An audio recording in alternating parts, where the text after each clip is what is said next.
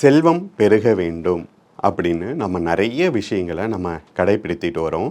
இதில் வந்து சைனீஸ் முறைகளை வந்து நம்ம நிறைய கடைபிடித்து கொண்டு வருவோம். இப்போ சைனீஸில் பார்த்திங்கனாக்கா அவங்க வைத்திருக்கக்கூடிய பொருள்கள், அவங்க செய்யக்கூடியது எல்லாமே அவங்களுடைய நாட்டுக்கு, அவங்களுடைய கலாச்சாரத்திற்கு சரியாக இருக்கும். நாம் அதை தவறுன்னு சொல்ல முடியாது. ஆனால் நமக்கென்று ஒரு கலாச்சாரம், நமக்கென்று ஒரு பண்பாடு இருக்குது. அதை நாம் நம்ம நாட்டில் கடைபிடிக்கணும் அப்படின்றது என்னுடைய கருத்து. இப்போ லாஃபிங் காட், அது இல்லாமல் பார்த்திங்கனாக்கா குபேர பொம்மை அப்படின்னு சொல்லிட்டு நம்ம வீட்டில் வச்சுருப்போம். ஆனால் நாம் வந்து முக்கியமாக நம்ம வீட்டில் வந்து வைத்து வழிபட வேண்டியவர் பார்த்திங்கனாக்கா குபேரர். அது எந்த குபேரர் அப்படின்னு பார்த்திங்கனாக்கா நம்ம திருப்பதி ஏழுமலையானுக்கே கடன் கொடுத்த குபேரர். குபேரரை பற்றி நாம் முதல்ல தெரிஞ்சுக்கணும். அவர் பிரம்மதேவருடைய பேரன்.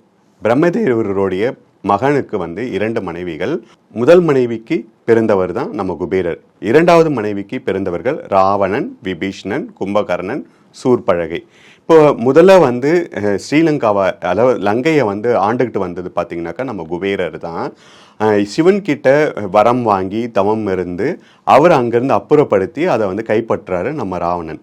அதுக்கப்புறம் குபேரர் பார்த்திங்கனாக்கா அவர் வந்து காசிக்கு செல்கிறார். காட்டெலாம் அலைஞ்சி தெரிஞ்சு காசிக்கு சென்று காசி விஸ்வநாதரே கதி, அவரை தவிர வேறு எதுவுமே தனக்கு இல்லை அப்படின்ற மாதிரி அவரை நோக்கி 800 வருஷம் வந்து தவம் செய்கிறாரு. சிவபெருமான் தோன்றி அவருக்கு அழகாபுரி பட்டினத்தை வந்து பரிசாக கொடுக்குறாரு, வரமாக கொடுக்குறாரு. அங்கே வந்து அவரை வந்து அமர வைக்கிறாரு. அது இல்லாமல் உலகத்தின் செல்வங்களுக்கெல்லாம் அதிபதியாக வந்து அவரை நியமிக்கிறாரு. ஸோ அப்படிப்பட்ட குபேரரை நாம் வீட்டில் வைத்து வழிபடும் போது நமக்கான செல்வம் கண்டிப்பாக பெருகும். அது இல்லாமல் பார்த்தீங்கன்னாக்கா மகாலட்சுமி தான் வந்து செல்வங்களுக்கெல்லாம் தெய்வம் அப்படின்னு சொல்லுவாங்க. அவங்களுக்கே வந்து அதிபதி பார்த்தீங்கன்னாக்கா நம்ம குபேரர் தான்.